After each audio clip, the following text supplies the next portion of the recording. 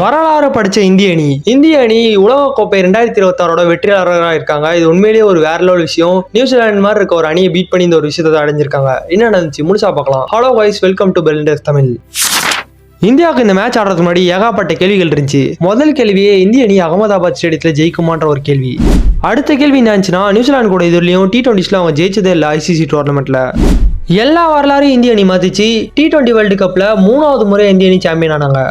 இது எந்த ஒரு அணியும் பண்ணாத ஒரு சாதனை. அது மட்டும் இல்லாம back to back world champions இருக்காங்க இந்திய அணி T20ல. இந்த ஒரு ரெக்கார்டை வெஸ்ட் இண்டீஸ் தான் வச்சிருந்தாங்க. இந்த ஒரு ரெக்கார்டு இந்திய அணியும் வச்சிருக்காங்க. இப்ப லாஸ்ட் 3 வேர்ல்டு கப்போட டாமினேஷன் சொல்லலாம். 2024 world cup champions, 2025 champions trophy champions, 2026 T20 world cup champions. ஆனா இந்த ஒரு மேட்ச்ல எல்லா மக்களுக்கும் ஒரு வருத்தம் இருந்தது. என்னன்னா, இது வேர்ல்டு கப் ஃபைனல் மாதிரி இல்ல. ஏன்னா இந்த ஒரு ஃபைனல் ஒன் சைடரா இருந்துச்சு. இந்திய அணி ஒரு நல்ல கேம் கொடுத்திருந்தாங்க. இந்திய அணியோட பேட்டிங் சூப்பரா ஆடினாங்க. எல்லா பிளேஸும் சூப்பரா பர்ஃபார்மன்ஸ் பண்ணியிருந்தாங்க. சஞ்சு சாம்சன் உண்மையை சொல்லி அவனும் தரமா இந்த ஒரு வேர்ல்டு கப்ல ஆடினாரு. பிளேயர் ஆஃப் த டோர்னமெண்ட் இந்த ஒரு வேர்ல்டு கப் வாங்கியிருக்காரு. உண்மையிலேயே ஒரு வேற லெவல் விஷயம். இவர் டிசர்வான பிளேயர்.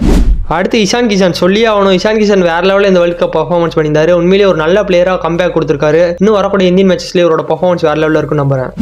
அண்டர்ரேட்டட் டூபே உண்மையிலே ஒரு அண்டர்ரேட்டட் பிளேயர் தான். வேர்ல்டு கப் ஃபைனல்ஸ்ல ரொம்ப இம்பார்ட்டன்ட் மேட்சஸ்ல நல்ல பர்ஃபார்மன்ஸ் கொடுத்திருக்காரு. இந்த ஒரு சீரிஸ் ஃபுல்லா சூப்பர் பர்ஃபார்மன்ஸ் கொடுத்திருக்காரு. ஹாரா பாண்டியாவை சொல்லவே தேவையில்ல. அவரோட ஹாரா இருக்கிறது வரலையும் இந்தியன் டீம் வேற லெவலில் இருந்தாங்க. அதுக்காண்டி திலக் வர்மா ஒரு சைலண்ட் கில்லரா இருந்திருக்காரு. நல்லா பர்ஃபார்ம் பண்ணியிருக்காரு. இந்தியன் டீமோட பேட்டர்ஸோட கொடூர நாக்கில் இந்தியன் டீம் எவ்வளோ ஸ்கோர் பண்ணாங்க? 255 ரன் ஸ்கோர் பண்ணாங்க. 256 அடிச்சா வெற்றின்ற கணக்கில் நியூசிலாந்து பேட்டிங் பண்ணியிருந்தாங்க. இந்தியன் டீம் பவுலர்ஸ் உண்மையிலே டாமினேட் பண்ணாங்க. ஜஸ்பிரீத் பும்ராவா இருக்கட்டும், வருண் சக்கரவர்த்தியா இருக்கட்டும், அக்ஷர் பட்டேலா இருக்கட்டும், எல்லா பவுலரும் சூப்பரான பவுலிங் பண்ணியிருந்தாங்க. ஹர்ஷ்தீப் சிங்கா இருக்கட்டும், ஆரா பாண்டியாவா இருக்கட்டும், எல்லாருமே சூப்பரான பர்ஃபார்மன்ஸ். இந்த ஒரு வேர்ல்டு கப் ஜெயிச்சதுக்கு ஆல்ரவுண்டிங் பர்ஃபார்மன்ஸ் தான் சொல்லி ஆகணும்.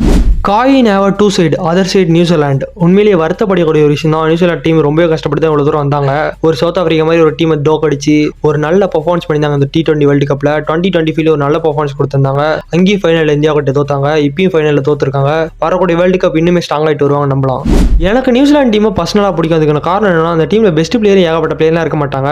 அந்த டீம்ல இருக்க எல்லாருமே ஒரு கம்பைன் ஆகி ஒரு பெஸ்ட் டீமா இருப்பாங்க எப்பயுமே. இந்த வேர்ல்டு கப்ல உங்களோட ஃபேவரட்டான பிளேயர் யாரு? கான்பாஸ்ல பண்ணுங்க.